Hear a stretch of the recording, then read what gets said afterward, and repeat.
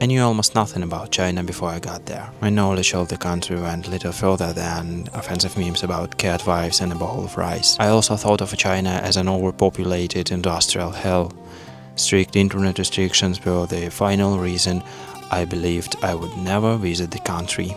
In 2025, I took my first trip to Vietnam with a layover in the Chinese city of Chengdu. As we were landing, I was looking out of the window, and what I saw completely surprised me. Instead of endless factories, there were serene green hills dotted with surprisingly charming and secluded farms. It looked more like peaceful scenery of Chinese paintings than the hectic, bustling communist world I had imagined. The airport impressed me as well. On one hand, there was high-tech design and technological convenience, including free drinking water, which is strangely still a source of unnecessary hassle in some other airports. On the other hand, there was an attention to natural details. For example, the smoking area was literally a small forest right in the middle of the building. That experience sparked a strong curiosity in me and my girlfriend, and we ended up spending an entire month living in China. It completely changed my old ideas about the country. Was it a good decision to take this trip? Without further ado, let's dive into the journey.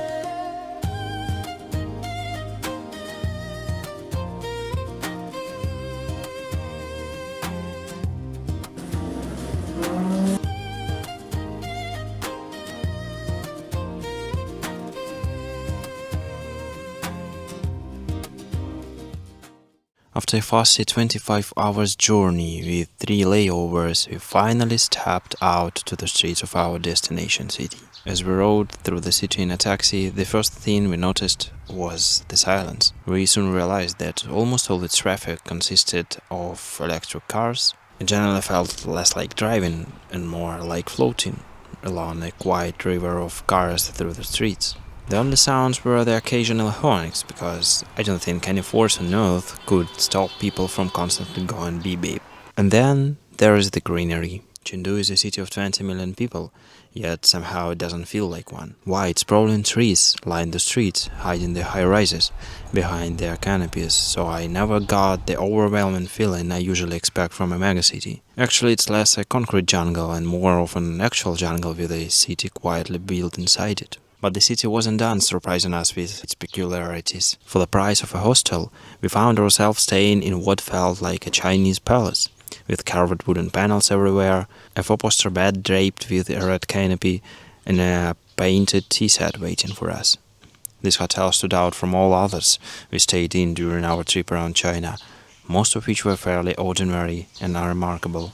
It still holds a special place in our hearts. After checking into the hotel, absolutely starving, we headed out into the streets to find something to eat. And that's where the fun starts, because Chinese cuisine for a traveler is basically a game of pick and pray. You never know what's hiding behind mysterious Chinese characters on the menu. Once I picked a dish and ended up eating a rabbit's head. It wasn't just terrifying to find someone's teeth in your food, but also it was unbelievably spicy. Nevertheless, Chinese cuisine became one of the most surprising and intriguing parts of our trip. I won't explain everything, but I'd like to share some rules we came up with to avoid gastronomical disasters and actually enjoy the food. First, try to find menu with pictures. Otherwise, you'll have to choose between dishes translated as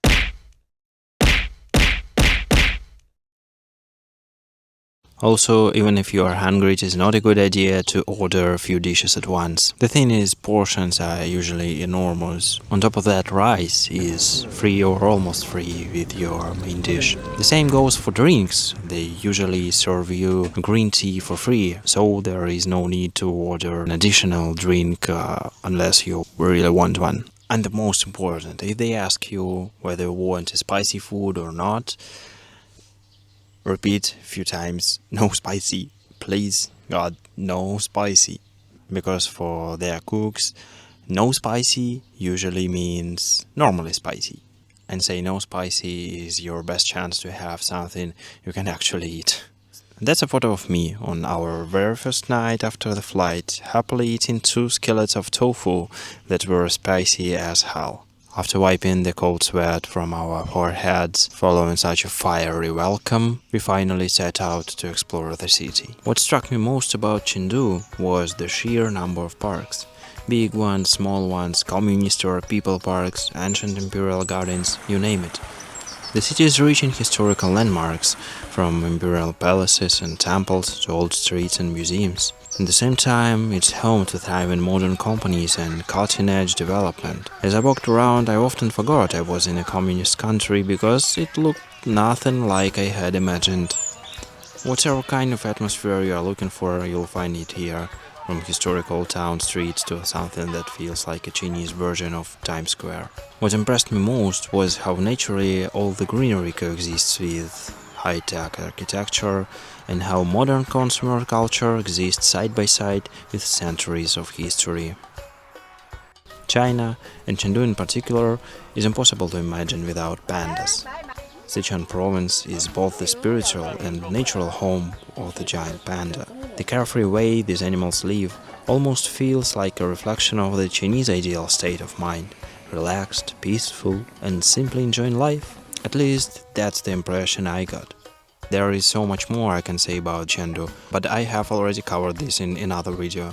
I'll leave a link to it in the end of this one and in the description. As budget travelers, we were impressed by how affordable it was to get around the city. About $10 for a 50-minute ride in a minivan with individual seats? Man, that's a bargain. On top of that, the city has an excellent public transportation system. Buses, the metro and bike sharing. You can play your entire journey in a single app and simply follow the fastest route. Exploring the city was incredibly easy. But there is one catch. You first have to enter the great Chinese internet. And that's a completely different world. Forget anonymity. Every app wants not only your phone number, but also your face and your passport scan. And we knew about it and were prepared for it. What we weren't prepared for was having to verify our identity over and over again. Sometimes we had to do it literally 10 times a day for something as harmless as browsing a shopping app. No explanation was ever given. I suspect it was some kind of a bug. That's how we experienced the Chinese internet.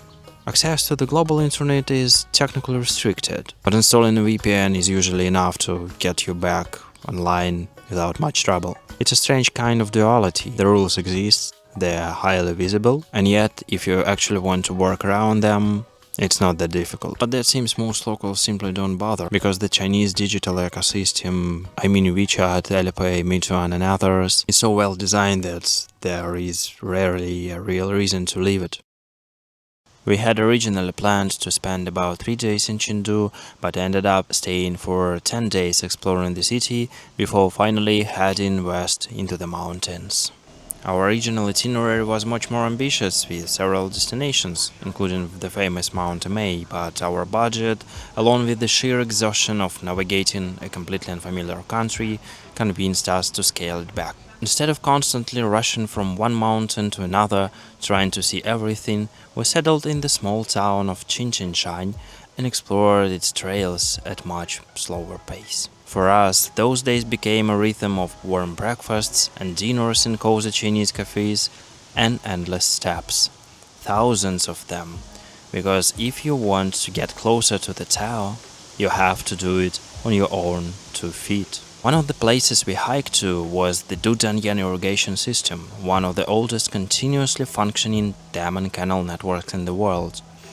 More than 2,000 years later, it still channels the rivers, exactly as its creators intended. The Dujiangyan area fascinated me not only with its breathtaking scenery, but also with how perfectly it illustrates Chinese culture. It is a deeply collective and highly organized society, built around coordinating enormous numbers of people to manage water, grow rice, and create monumental engineering projects like dams, bridges, and walls. And yet, the China we experienced never felt like a grey uniform mess. Every shop, every restaurant, every workshop seemed like its own little universe, cared for with genuine personal attention.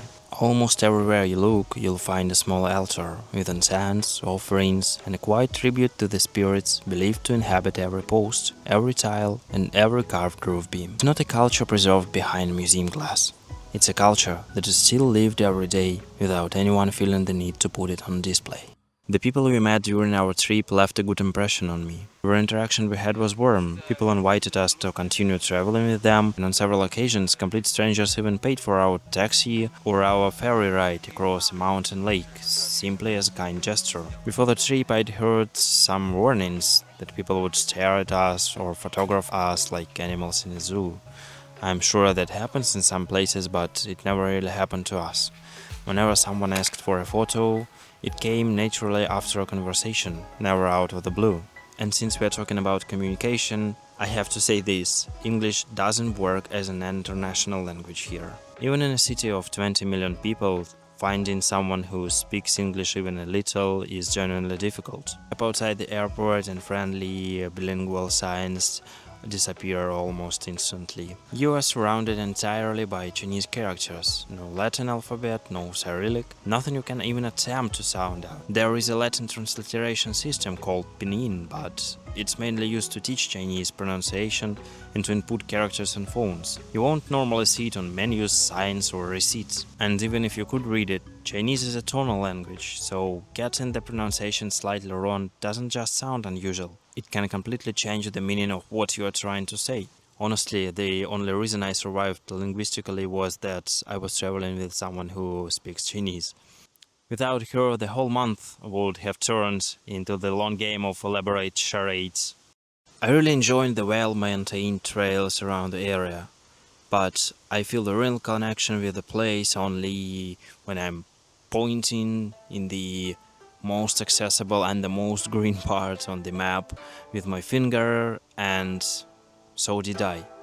Our taxi driver was completely baffled that two foreign tourists wanted to go to the middle of nowhere and tried to convince us to get somewhere else instead. The discussion continued entire way until he dropped us off at the edge of the tiny village hidden beneath the forested hills. We found an old staircase and started climbing without absolutely no idea where it would lead. About halfway up, an elderly couple, both easily in their 80s, caught up with us as if it were nothing, even though the climb was far from easy. In fact, they weren't just hiking, they were cleaning the stone steps and collecting plants in surrounding forests. At the summit, we reached a small community temple and caught up with the couple again. We started talking, and when we said that we wanted to continue climbing to the another peak, the old man said that he knows the road, but we didn't expect that he would come with us, because the trail to the next summit was genuinely challenging. There were no steps anymore, just a slippery sandy path with bushes serving as handrails.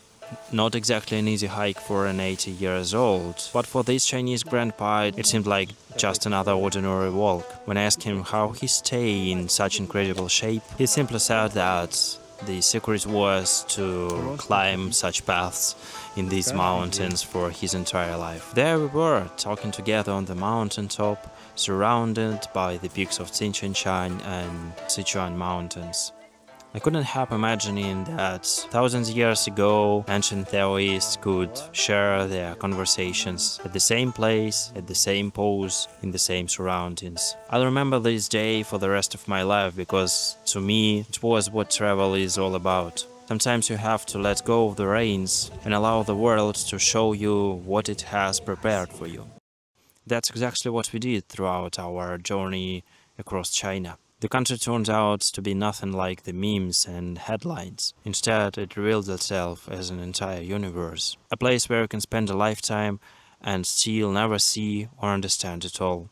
If you are still here, thank you so much for watching. I hope you enjoyed the video. My goal isn't just to do a travel video about different destinations, but to share a deeper and more personal perspective on the places I visit. If you'd like to support the channel, feel free to like, subscribe or do whatever you want. And if you have any questions, please leave them in the comment section below. I'd be happy to answer them. If you'd like to see more about Chengdu, I've made a separate video dedicated exactly to the city, and you can watch it next.